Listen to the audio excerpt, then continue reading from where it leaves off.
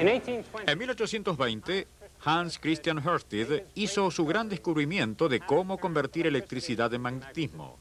En ese entonces, todo científico en Europa sabía que había otro gran descubrimiento esperando para ser realizado, y este era cómo usar magnetismo para crear electricidad. También sabían que quien hiciera este descubrimiento llegaría a ser inmortal, y por eso todos ellos corrieron hasta sus laboratorios y se pusieron a trabajar.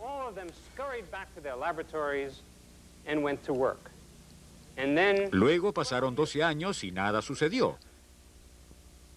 Ahora 12 años es un tiempo largo. Para la mayoría de ustedes, 12 años es 2/3 de su vida, es casi la mitad de mi vida. Y sin embargo, en todo ese tiempo el descubrimiento no se hizo. Ahora bien, en ciencia, una vez que ustedes comprenden algo, es muy difícil recordar cómo es no haberlo comprendido. El hecho es que durante ese periodo muchos experimentos fueron hechos que tenían el descubrimiento dentro de ellos de maneras tan complicadas que no podían ser comprendidas. Pero una vez que el descubrimiento fue hecho y reducido a su esencia, es tan sencillo como posiblemente pueden ser. Aquí yo tengo una sencilla vuelta de alambre. Mi tarea es hacer pasar corriente eléctrica alrededor de esta vuelta. Esta vuelta está conectada a un galvanómetro cuyo indicador es aquel punto de luz. Si hago que la corriente pase a través de la vuelta, esa luz se moverá. ¿Cómo voy a hacer para que opere? Utilizando magnetismo. Aquí tengo un imán recto. Usar este magneto para hacer que una corriente vaya alrededor de esta vuelta es muy fácil. Simplemente muevo la vuelta hacia el magneto o para lo mismo fuera del mismo. Esto era el gran descubrimiento. Algo más. Si muevo la vuelta hacia adentro y hacia afuera, luego la corriente pasa hacia adentro y hacia afuera y sigue andando. Virtualmente toda energía eléctrica de una manera u otra es generada por ese mecanismo. En otras palabras, ese descubrimiento es la base fundamental de nuestra civilización eléctrica y este es nuestro tema para hoy.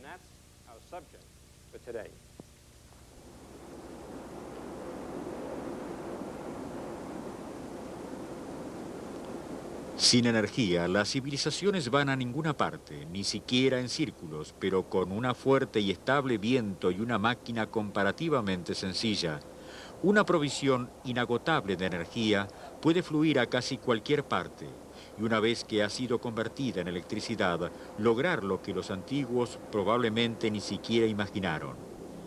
En estos días parece bien fácil en la superficie, pero para comprender cómo el viento hace electricidad, es necesario cavar un poco más profundo y para surgir con un poco de perspectiva histórica.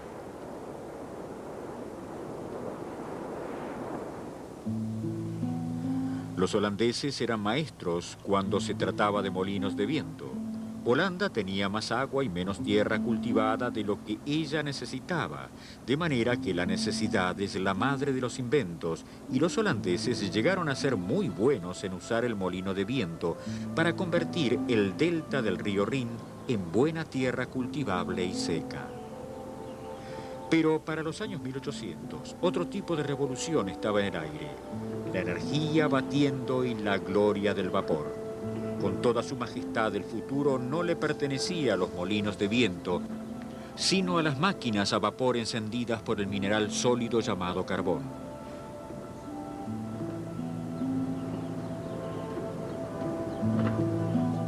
El carbón no era caro. Era tan firme como una roca y tan convenientemente como la vía del ferrocarril más cercana, de manera que por un tiempo el carbón era realmente conveniente. Sin embargo, en comercio como en la química, pocas cosas han permanecido iguales por mucho tiempo, y así como el carbón estaba juntando vapor en las naciones industrializadas, un elemento nuevo y diferente entró en el cuadro. Se llamó electricidad.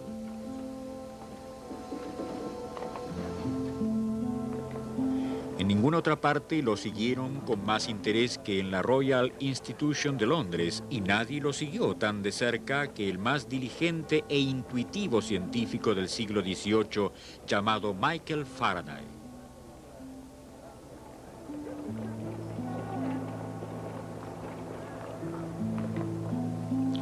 Indagaba los misterios de la ciencia porque para él los edificios de la naturaleza habían sido creados con una unidad fundamental, y el señor Faraday creía que el dibujo iba a encontrarse dentro de las leyes de la física.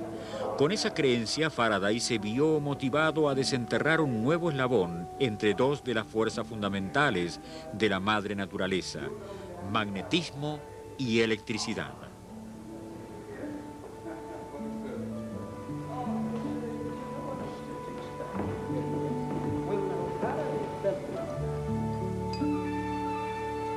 Su búsqueda comenzó en 1821 con el descubrimiento de Hans Christian Ørsted, que el fluir de una corriente eléctrica crea un campo magnético. Primero Faraday reprodujo el experimento y luego, de una manera indirecta, tomó un paso importante hacia adelante. Inventó un artefacto que seguía torsionando mientras seguía el campo magnético circular creado por una corriente. Desde ese punto en adelante, cuando las personas pensaban en cosas dando vueltas para crear energía, ya no pensaban solo en molinos de viento y máquinas a vapor. Con este asombroso artefacto, una corriente eléctrica podía crear trabajo físico. En otras palabras, este fue el primer motor eléctrico del mundo.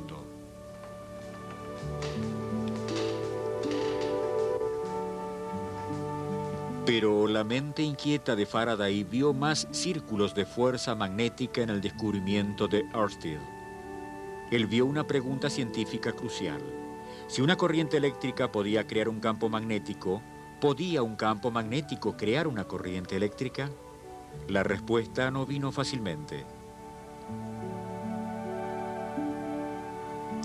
Fue necesario aceite para la lámpara y papel, brillantez y tenacidad.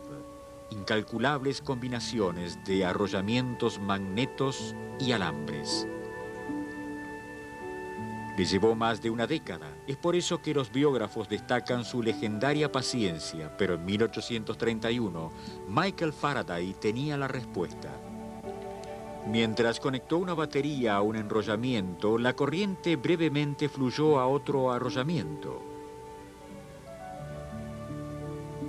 Él había encontrado la respuesta y en el proceso había descubierto el principio de la inducción electromagnética. ¿Cómo opera en realidad la inducción electromagnética? En otras palabras, ¿cómo puede un campo magnético dirigir una corriente eléctrica alrededor de un circuito?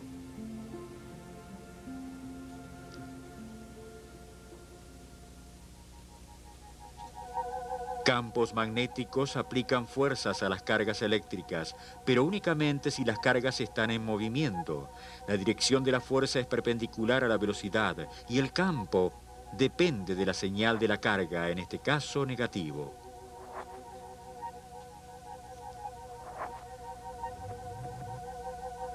Por ejemplo, las cargas pueden ser electrones en un pedazo de alambre. Simplemente moviendo un alambre a través de un campo magnético hace que una corriente intente fluir.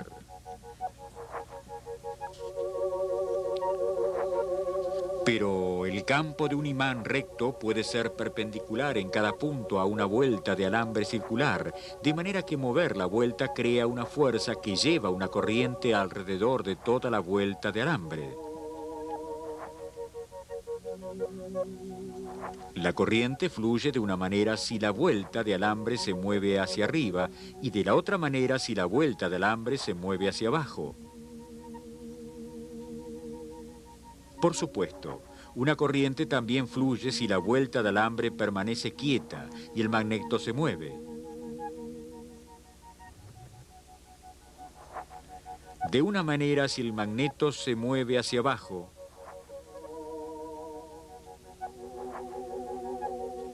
y de otra manera si el magneto se mueve hacia arriba. Por cierto, Faraday encontró que cualquier método de cambiar el campo magnético a través de un circuito haría que una corriente fluyera.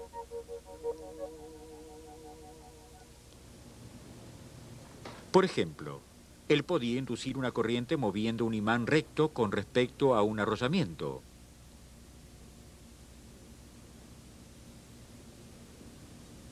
Cuando Faraday conectó un arrollamiento a una batería, el repentino incremento en el campo magnético inducía una oleada de corriente en otro arrollamiento. Estas dos ideas pueden ser expresadas en términos de flujo magnético. El total del flujo magnético a través de una superficie es la integral del componente del campo magnético perpendicular a cada poquito de área que forma la superficie.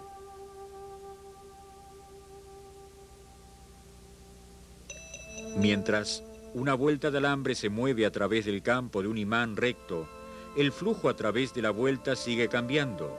El flujo cambiante hace que una corriente fluya como si fuera empujada, dirigida por un voltaje.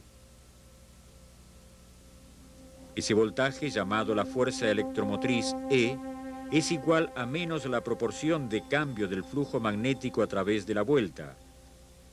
Esto se llama la ley de Faraday de inducción electromagnética.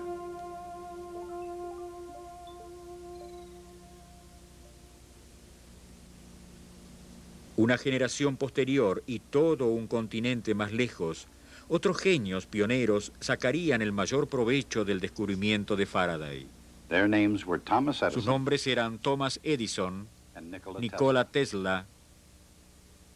Sin embargo, a diferencia de Faraday, su ambición fundamental era hacer que las máquinas trabajaran y hacer que se pagaran a sí mismas. Edison vio un montón de ganancia en el negocio de la electricidad, pero si iba a realizarlo, era necesario iluminar la ciudad de Nueva York. Esto iba a requerir una red muy imponente de generadores. No importa la forma de ingeniería, el principio de cada dínamo saldría de la ley de Faraday de inducción electromagnética.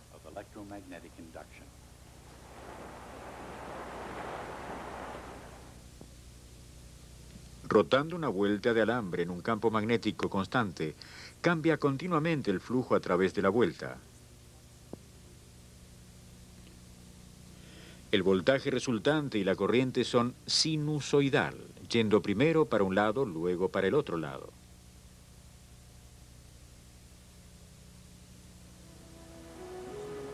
Utilizando contactos de deslizamiento elaborados conectados a enrollamientos rotantes, Edison podía compensar por el voltaje oscilante tomando corriente que siempre corría en la misma dirección de sus generadores.